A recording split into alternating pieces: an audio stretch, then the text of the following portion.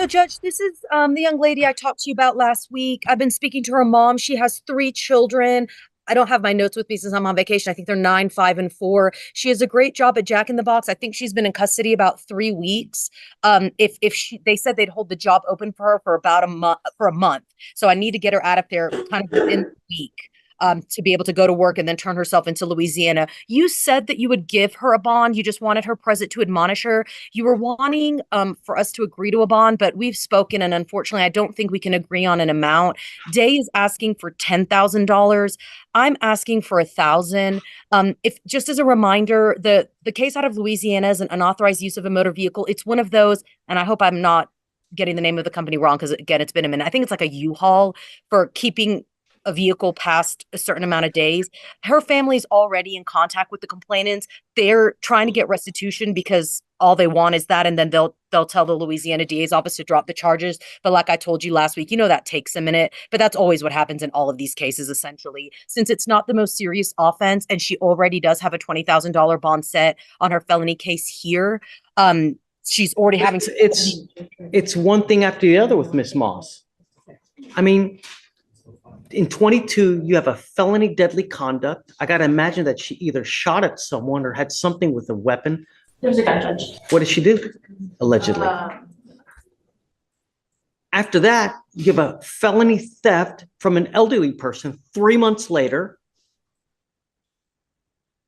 In July of this year, you pick up a failure to ID as a fugitive from justice.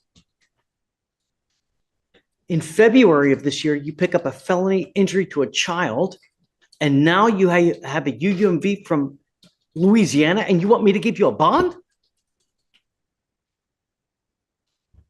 Did you want the probable cause for that? Yeah.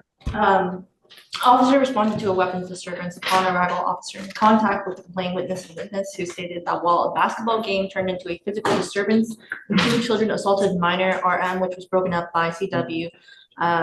A black female defendant, Moss, then arrived at the scene with a black-colored Springfield XDS pistol tucked into her waistband and accused CW of assaulting her two young children and placed her hand on her gun while stating, "I'll fucking shoot you, motherfucker, and you need to take your African asses back to Africa."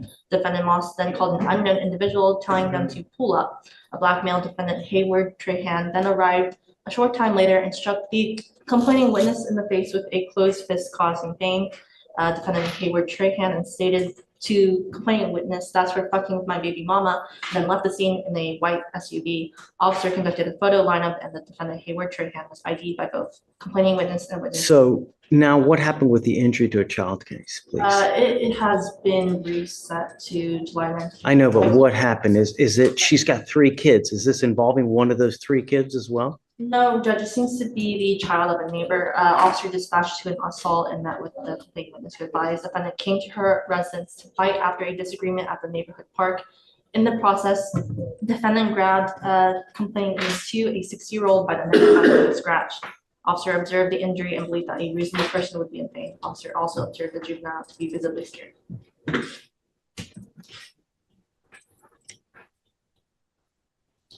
And you want me to give her a low bond, Paria? I was just asking for a reasonable bond just to get her. Sorry, go ahead. You're a dangerous person, man.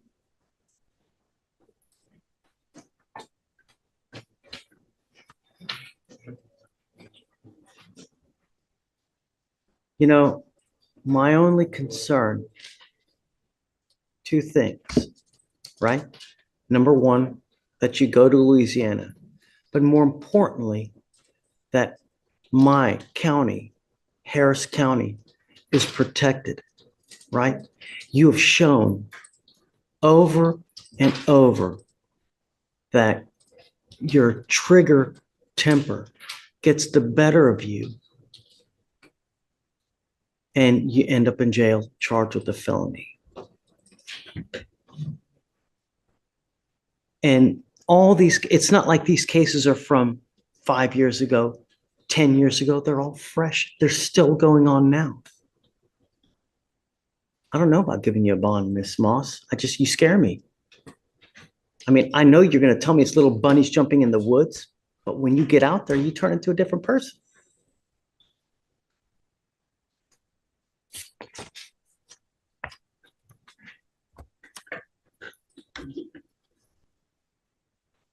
I'm surprised, Day, that you were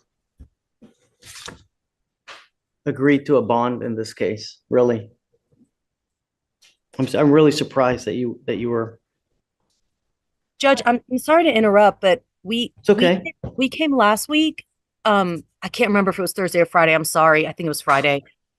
And we went over Miss Moss's case, and you specifically said that you would give her a bond and to put her on the docket. You just wanted to admonish her in person, which is why I'll be honest. I hadn't looked at her criminal history at that point. I Okay. didn't, and I guess, Because I approached and there's my mistake for speaking No. without looking. Yeah, because the thing is, that's why I reached out to him. And you can see, I don't have any cases on the docket this week. I'm on vacation with my family. So I only put her on because because you said there was a chance of her getting out of jail. Is just the only reason I put the case on the docket and had her come.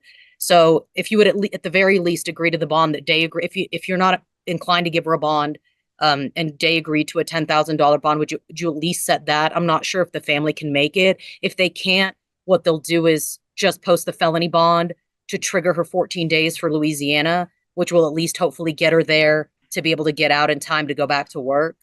But since we already went through all this trouble and then the state has agreed to 10,000, I've already informed the family that you'd agreed, since that I was just going based on what you said, Judge, when we approached the first time with the prosecutors.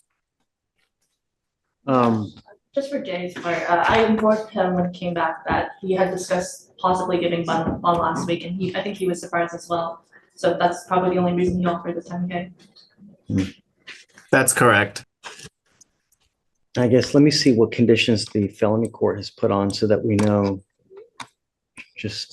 And that was the other thing I was going to tell Your Honor. Obviously, I know you're reading the PC for the felony case, but that's obviously being addressed in the felony court, and that judge has set a bond as they see fit, that's actually a pretty difficult court, the 174th.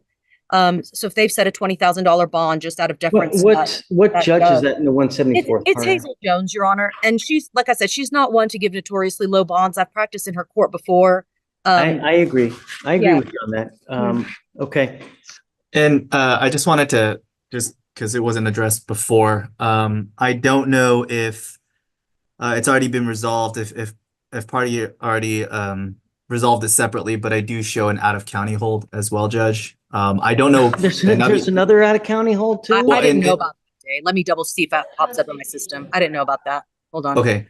So, and I would say, I don't know. I know there is a hold. And so I guess that was a miscommunication on the emails back and forth. That's the one I was addressing after the felonies, is that I didn't know if she already intended to have a number set in the out-of-county, or if it was already if there was already a defense attorney there that was addressing it.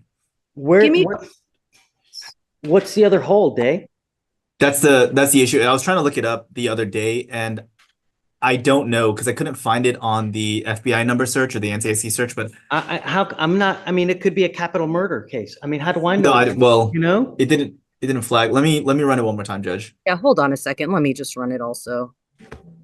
Okay, so Day, I'm sorry to interrupt. I'm looking at the holds. You may want to check with the clerks. I do not see an out-of-county hold. Now, I do see two out-of-state holds, one Jefferson Parish and one New Orleans Parish. I don't see two fugitive cases filed for you. So the 071124, that it's on the left side on the CRT, it says OOC. So that's how I was looking at it, the out-of-county. Well, you're saying my system shows differently. So Okay. I don't know what you're talking about. Yeah. But if you want to check with the clerks, you can. I don't see an out-of-county hold. Yeah, I'll do that right now. Defense just says out of state. I just see two out-of-state cases. Agreed. That's it. One out of Jefferson Parish and one out of New Orleans Parish. Day, there is an out-of-county case, but it just hasn't been processed yet. Oh, okay. I don't know, and it may be just too early yet. I just don't know. Okay.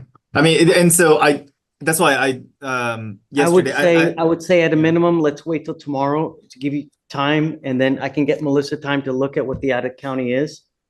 Because I don't know what it is. There's definitely a case there. I don't know if it's been processed yet. You think we'll know by tomorrow, Judge? I hope. I don't know. I don't want to put my foot in my mouth again. I already did it once. Like I always do it. You Okay, Yes, I can contact somebody and figure it out. Okay. She's gonna look into it now, Paria. okay, so roll to tomorrow? Yeah, let's do that. Okay, no, thank you Oh, guys. poor Paria. All Eh, right, It's all bye. right. All That's right. okay. Bye. Bye. We'll see you tomorrow, man. Bye. All right.